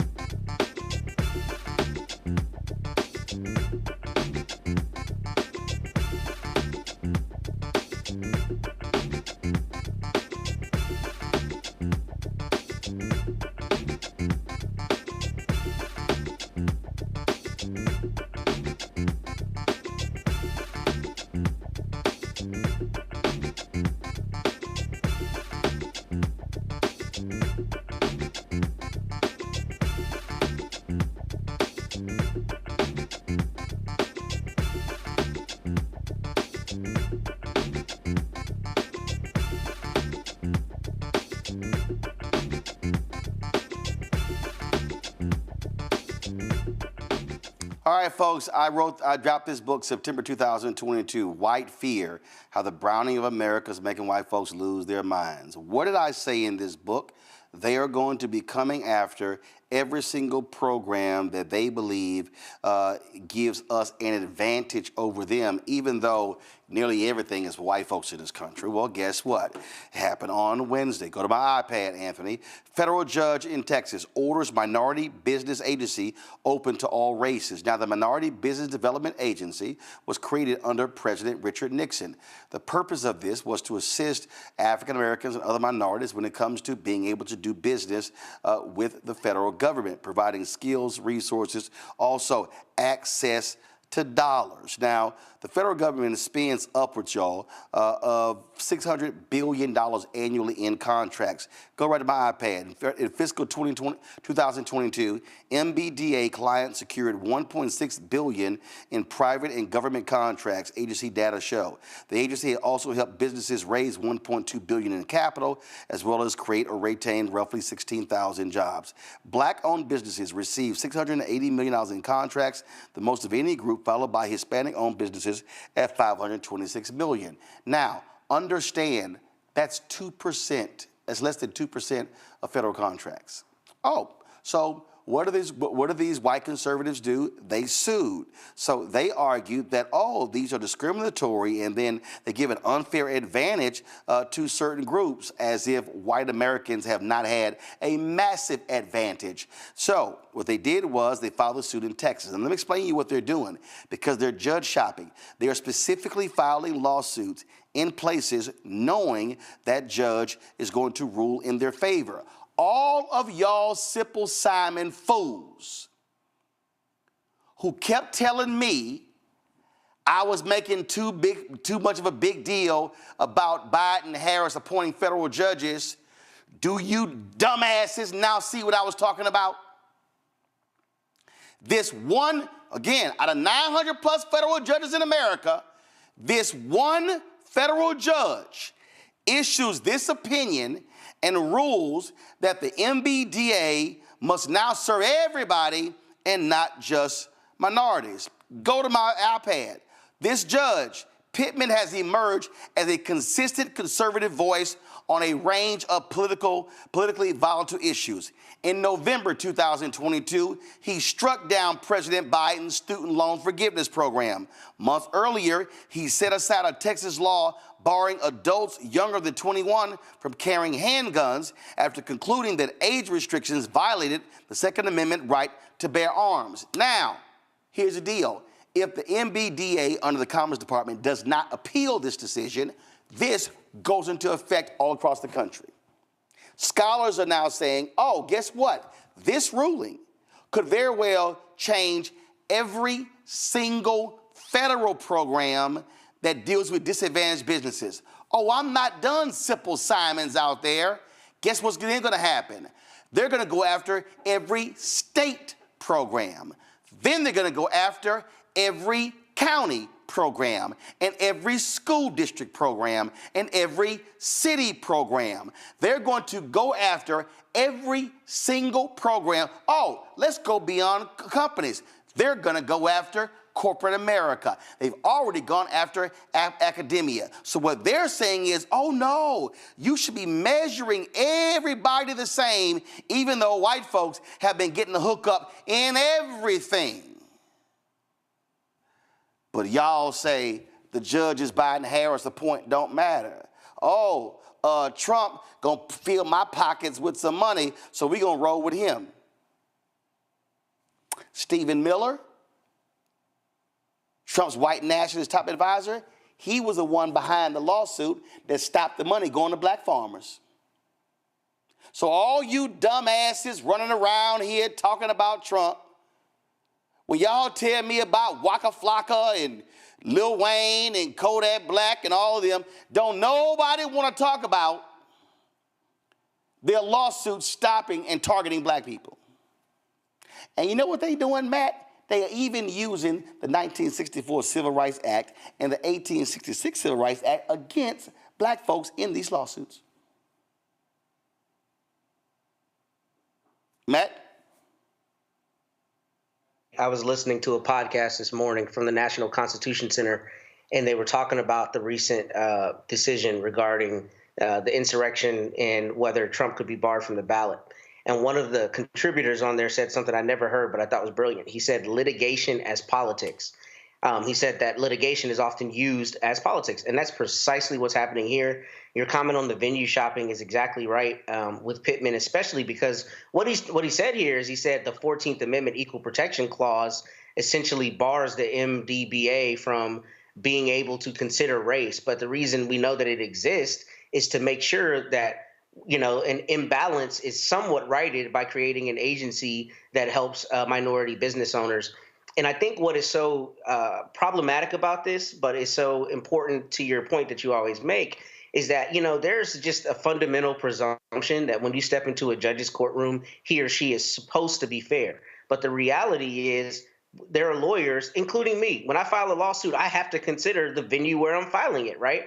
If I file in a judge's court where I know she's more inclined to be plaintiff friendly, then I know that may help my client. And that's essentially what they're doing here. But what's scary about it is you have judges who are deciding on bedrock issues and divesting people of longstanding constitutional rights using the same logic that put in place these agencies to support us. And what's scary about this is not only are they going to continue attacking state programs, we're in the Fifth Circuit, the most conservative appellate circuit in the entire country. So the idea that the Fifth Circuit is not going to rubber stamp this is absurd. They are likely going to rubber stamp it. And then you get to a conservative Supreme Court with a 6-3 majority that has already said universities can't use race in their determinations. So the problem with this is it's going to set a precedent, or could set a precedent, where all the programs that are in place to try to right that imbalance to some extent are going to be under attack. And we're going to be going back to before the 1960s and the Warren Court that put in place some of these constitutional rights to help us, or recognize these constitutional rights to give us a fair shot in this country. So when you look at the suit, Kelly, one is a guy out of Fort Worth. Another is a immigrant from communist Romania. Go to my iPad. Another one is a white man out of Colorado, and then their whole deal is like, oh, they just wanted to be able to grow their businesses, and they all worked hard to get where they are. They all overcame obstacles in pursuit of the American dream. They all cared deeply about their businesses, and they all wanted but couldn't obtain assistance from the same federal program. They're also white, a salient detail in this case. Now, guess what? What Pittman didn't talk about are the programs that the federal government had to benefit women. See, when a Tennessee federal judge ordered changes to the 8A program, it was because a white woman applied. Oh, same thing. I'm looking to grow my business, and I can't use those services. But guess where she actually helped grow her business? Through one of the programs for women, white women. Now, she didn't mind that program, but she sued for the minority program and got that thrown out. That's what we're dealing with. We're going to see these, and I'm telling you, everybody who's watching and listening better buckle up. They are going to go after any and every program in America that tries to offer some assistance to black people and others when we have had to deal with centuries of white racism, white affirmative action, white DEI, white business development programs. What I find so insidious about this entire situation is the notion that they keep pushing that these programs for minorities is the only way to get business, and that if white people aren't in them, then they are at a disadvantage, when there are plenty of other ways to get business that don't require, frankly, the strenuous processes that are available and have to be done in order to get into that program, to be approved for that program, to get money from that program. So it's insidious in that there's actually an easier way for these white people to get money, and that's just to apply to any other program. But the fact of the matter is they can't stand the thought of Black people, of minorities, having any type of advantage, which I don't even like using that word in this context, because it's not even an advantage so much as it is a balancing act. It tips the scale so that everything is relatively equal. I'm not even going to say fully equal, but more equal than it was. And they can't stand the fact that there are people in this country, Black people in this country, who are just as good as them and actually need the help because they've been so disenfranchised. And it just comes off as greedy, as insidious, as seated hatred for Black people as a whole to be as full Americans as white people have already been. So, Michael, here's what they're trying to say. Oh, well, the categories are just too broad, so they're assuming that this applies to all, and so then they go, well, this doesn't apply to an Oprah, so this is just too broad and unfair. Yeah, you know, this is a huge backlash to 2 terms of President Barack Obama, and it was unleashed this backlash was unleashed under Donald Trump's administration. Going back to, we can look at September 2020 when Trump was in office, and he did an executive order banning critical race theory being used in training for federal employees. Then he starts attacking the 1619 Project. Okay, and September 2020 was 6 months before Christopher Rufo put out his tweet talking about how they were going to redefine what critical race theory was, right, and then start attacking it. So all this is all combined together, and this is trying to attack any programs that are perceived as being beneficial to African Americans. So this is why the judicial branch of government is so important, because they interpret law from the legislative branch of government, and they interpret policies coming from executive branches of government. So we're going to see more of this. And when you had the sisters on from the Fearless Fund, okay, you talked about how we were going to see more of this and how they were going to use that lawsuit from Ed Blum. He was really, you said he was really trying to attack corporations. Here we see this attack on the federal government, and for them to use the 14th Amendment, which was created for African Americans, the 14th Amendment of 1868. Now they're trying to use that Reconstruction Constitution against us, and then trying to use the Civil Rights Act of 1866, which allowed African Americans to enter into contracts, legal agreements. That was specifically for African Americans. Now they're trying to use that against us also. So this is why elections have consequences, and why it's important to understand history. And once again, we have to take these people out of power, because it's going to get worse if we don't fight back. Yeah, I mean, again, I keep, and so for all y'all Simple Simons, hey man, you ain't that but a Democratic shield. All you done is said to have, shilling for the Democrats. Do you idiots realize every single one of these judges ruling against affirmative action, ruling against the MBDA, ruling against the Fearless Fund, ruling for all of these folks, they're all conservative, Republican appointed judges. Mm-hmm. Can I jump in there? Go ahead. Can I say something? I just wanted to say, Michael really hit something on the head that's super important. These judges very often are textualists, and they talk about what the constitutional amendment was at the time, why it came about. And I'm so glad he mentioned that, because when you look at these Reconstruction era amendments, like the 14th Amendment, it was put into place to protect us, right?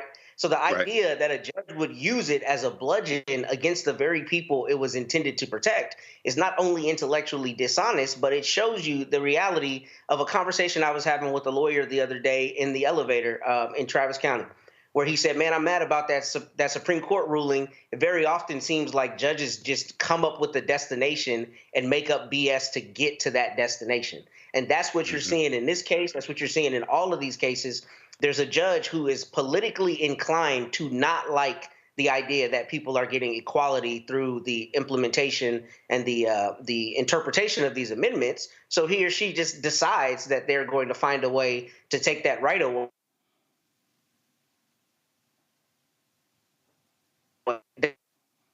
cases. People don't realize it, but it's intellectually dishonest if your whole ideology is textualism, because the 14th Amendment came about to protect the very people it was used as a bludgeon against in this order. And again, for folks who don't understand this here, federal judges are appointed by the president. Federal judges are confirmed by the United States Senate. So if you want more judges like this guy, by all means go vote for Trump. And by all means, elect the Republican United States Senate. But if you don't like this ruling, you might want to vote for Biden-Harris. And then you might want to make sure that Democrats control the Senate. I keep telling y'all, all this stuff is related. Student loan forgiveness. Going to a break. We'll be right back. Roland Martin Unfiltered on the Black Star Network.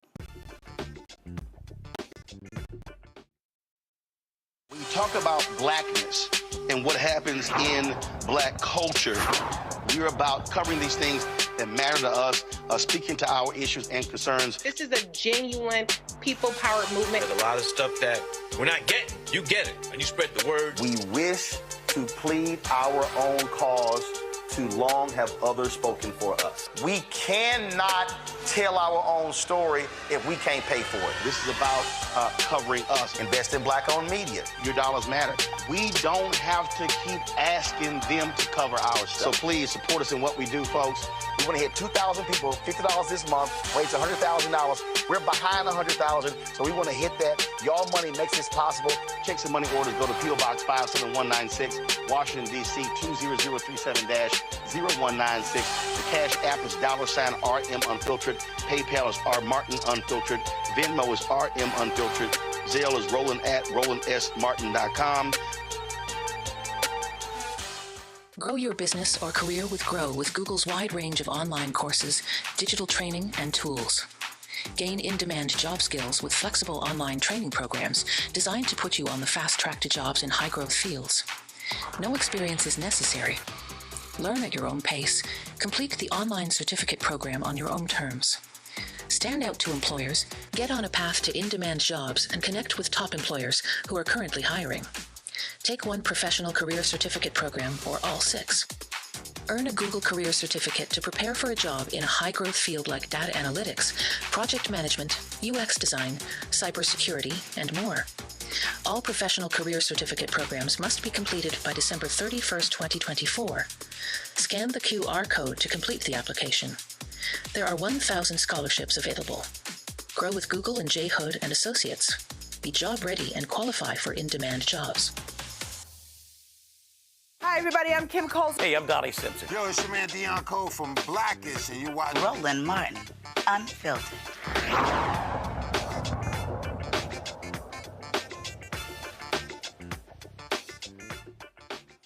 All right, fam, I saw a couple of great videos that I thought, you know what, I might as well share with Michael, Matt, and Kelly on this Friday before the weekend. And so, check this one out. What is your favorite word? Rural. What is your least favorite word? Unvarnished. What turns you on? Putin's brutal aggression in Europe. What turns you off? Bidenomics. What sound or noise do you love? Or What sound or noise do you hate? moms and dads just like you.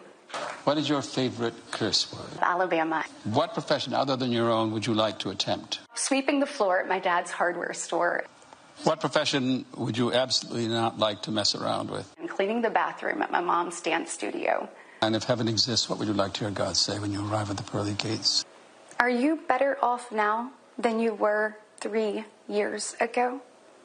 What is your favorite word? Rural. What is your least favorite word? Unvarnished. Oh, you know, I had to have a little fun with that one. Kelly actually might like this one. Go. Imagined what my story would entail. To think about what the American dream can do across just one generation, in just one lifetime. It's truly breathtaking. But right now, the American dream has turned into a nightmare. I I never could have imagined what my story. All right, let's come on. Sorry, y'all. So that was pretty good one here. I thought this one also was pretty good. As two mommies, I have to send my kids to school where there are books that aren't the Bible. How can I explain this to my children, Bridgestone and Esther? Y'all, as a mom, I have dinner on the stove. Shit, I forgot. This will be just a second. Innocent people. All right, I saw one more, which I thought was pretty funny. Here we go. So I can't wear shoes. My feet are freezing. They said I have to be barefoot. Okay. I think it'd be easier if we did this in my office, where I work. I'm a senator, I could do it in the office. No, we have to do it in the kitchen. You want my husband to do it in the office, but my husband's, I'm the senator, he's not, okay, yeah. No, I love this line about empty seats at the kitchen table. I really can't believe they're gonna let me talk about gun violence. Oh, it's not about guns, it's about illegal immigrants. Okay, is that a bigger problem than guns now? I'm so confused. No, okay. But I just couldn't let go of it, Kelly. The Handmaid's Tale one is officially my favorite. Her name is now of Mitchell. If you don't understand that reference, I can't help you because it's going to take way too long for me to give you the full story of how that is related to the Handmaid's Tale. But her name is now of Mitchell. That was just a very weird response to a State of the Union address. It was just weird. And in fact, this was Speaker Mike Johnson as he watched Senator Britt deliver her speech.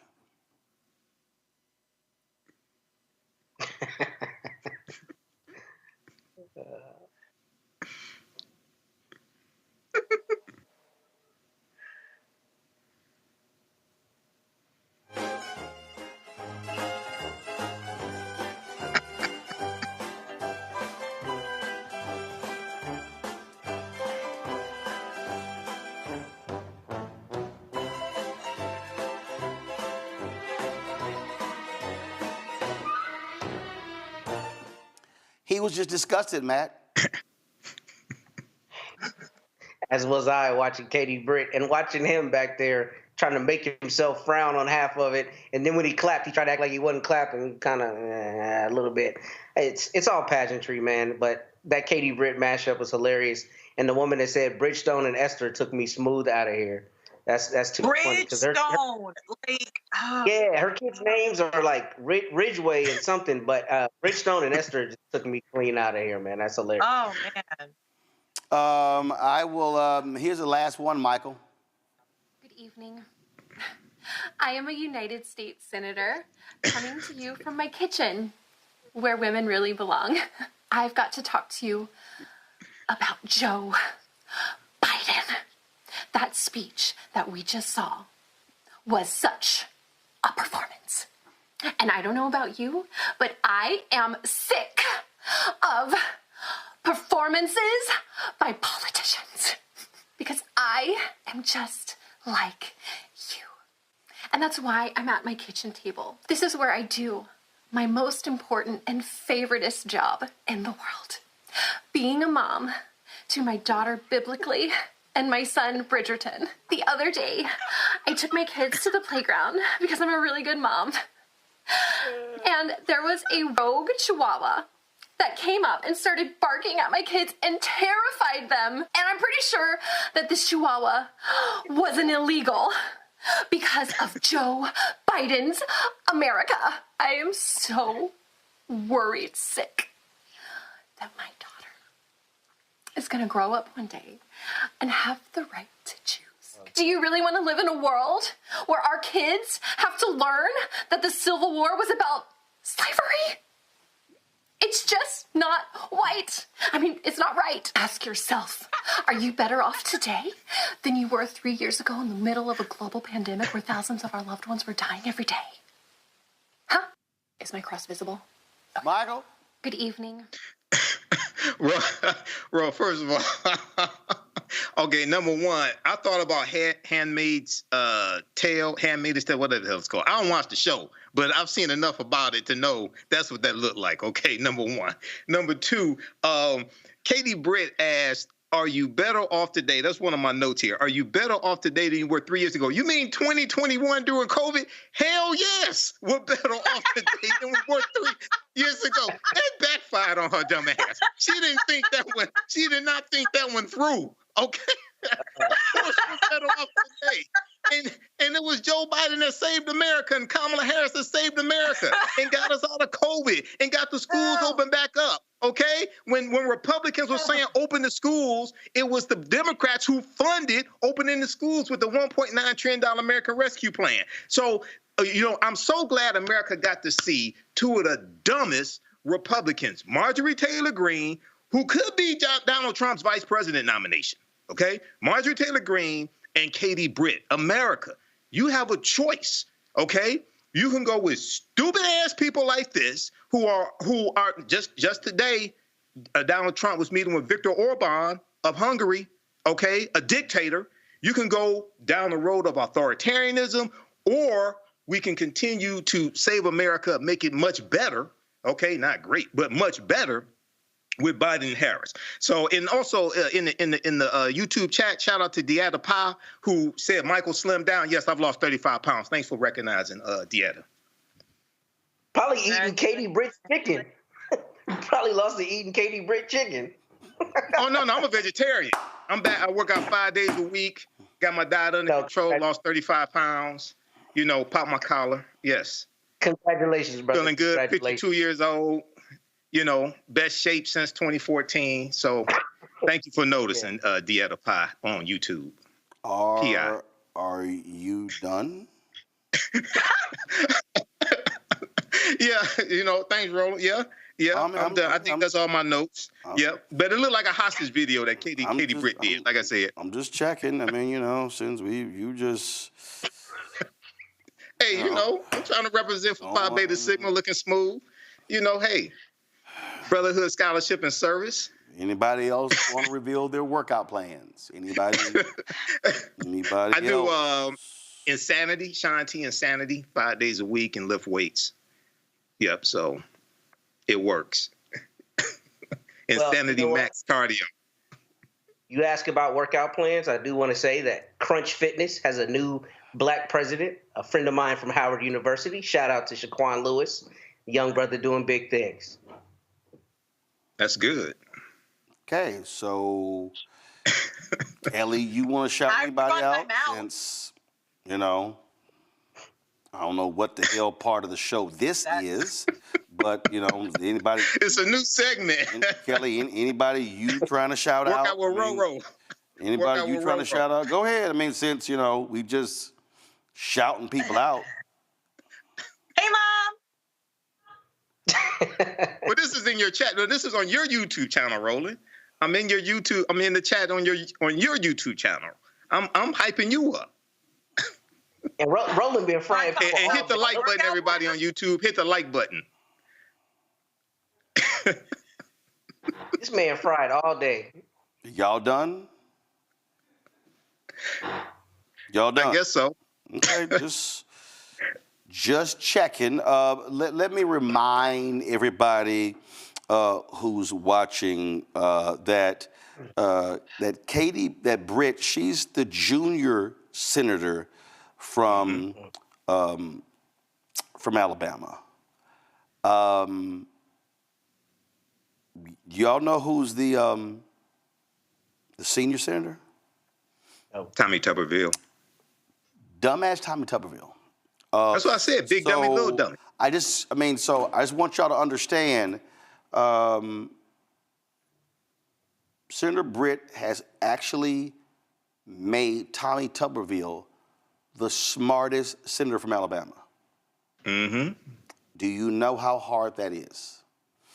This is the idiot who did not even know what the Voting Rights Act was. Voting Rights Act, exactly. So that's it. We're done. Since y'all are finished with y'all shout-outs, discussing your vegan eating plans and your workout plans, shouting your mama out and your friends who now have new jobs. So we certainly appreciate y'all doing all of that. Thank you very much.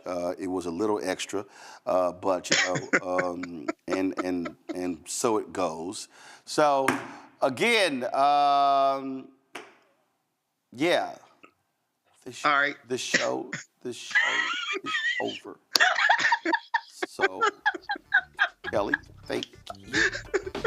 Matt, thank you. That's why I can't take him seriously. Michael, thank you for being on the show. I now have to either go cry or laugh. All right, y'all, that's it. Be sure to download the Black Star Network app, Apple phone, Android phone, Apple TV, Android TV, Roku, Amazon Fire TV, Xbox One, Samsung Smart TV. Watch our 24-hour, 7-day-a-week streaming channel on all the available platforms. You can check us out, of course, Amazon News. Go to Amazon Fire.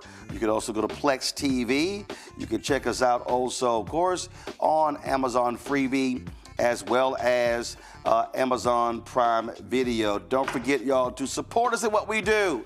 Join our Bring the Funk fan club. Your dollars are critically important. Send your check and money order to P.O. Box 57196, Washington, D.C., 20037-0196. Cash App, $RM Unfiltered. PayPal, R Martin Unfiltered. Venmo is RM Unfiltered. Zelle is rolling at RolandSMartin.com.